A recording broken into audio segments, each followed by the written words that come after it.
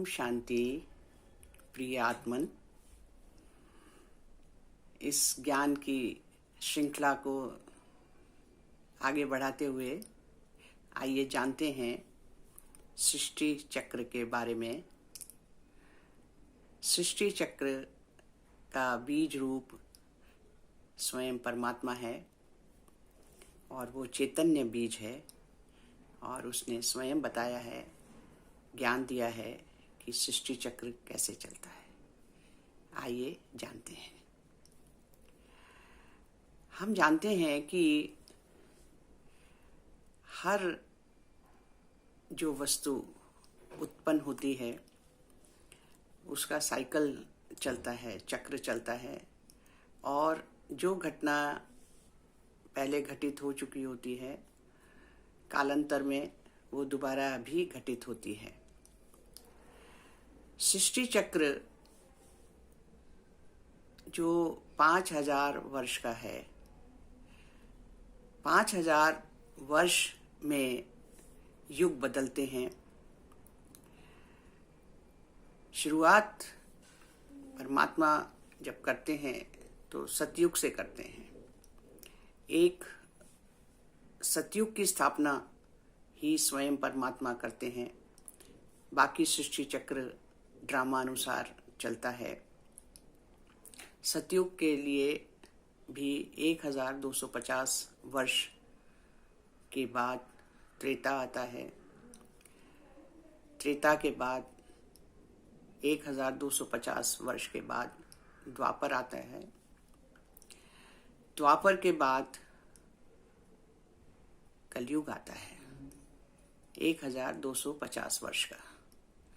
चारों युगों को मिलाकर 5000 वर्ष होते हैं। सतयुग, जिसको स्वर्ण युग कहा जाता है, हम सब सुनते आए हैं कि भारत कभी सोने की चिड़िया था। यहाँ देवता निवास करते थे। देवता सोने के महलों में रहते थे। हीरे जवाहरातों की कोई कमी नहीं थी और बैकुंठ का सुख था। बैकुंठवासी थे हम। जबकि आजकल हम ये सोचते हैं कि मरने के बाद स्वर्ग जाएंगे, लेकिन ऐसा नहीं था। वास्तव में हम आत्माएं स्वर्ग में रहती थी और देवताएं कहलाती थी। देवता का तात्पर्य है कि जिसमें देवी गुण है, जो सर्वगुण संपन्न है, संपूर्ण निर्विकारी है, 16 कला संपूर्ण है, जिसमें कहीं कोई कमी नहीं है। ऐसी आत्माएं जब रहती हैं इस धरा पर, उसको स्वर्ण युग कहते हैं, सतयुग कहते हैं। उसके बाद धीरे धीरे त्रेता युग आता है। त्रेता युग में 2 कलाएं कम हो जाती हैं। होते तो हैं संपूर्ण निर्विकारी लेकिन 2 कलाएं धीरे धीरे कम होती हैं, क्योंकि जो भी युग चलता है धीरे धीरे उसमें कुछ कमी होने लग जाती है। त्रेता के बाद हम द्वापर में आते हैं और द्वापर युग जो है, जिसको रात का समय कहते हैं, ब्रह्मा की रात कहते हैं, जिसमें जो देवता थे अपने आप को भूल गए कि हम देव आत्माएं हैं और उनके गुणों को याद करके वो मूर्ति पूजा, देवताओं की पूजा करने लगे। जो खुद ही पूजनीय थे वो पुजारी बन गए। इस तरह से देवताओं की पूजा होने लगी। भारत में मान्यता है कि हमारे 33 करोड़ देवी देवता थे। तो जब सतयुग की स्थापना होती है तो उसमें केवल 9 लाख आत्माएं जाती हैं और त्रेता युग के अंत तक वो 33 करोड़ की संख्या हो जाती है।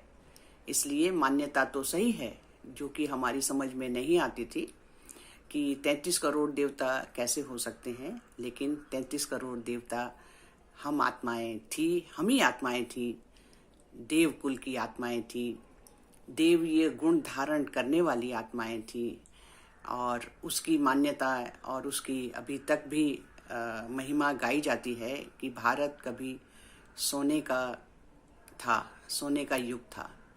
सतयुग सोने का युग, त्रेता चांदी का युग, द्वापर कांस्य युग के शुरू हो जाता है।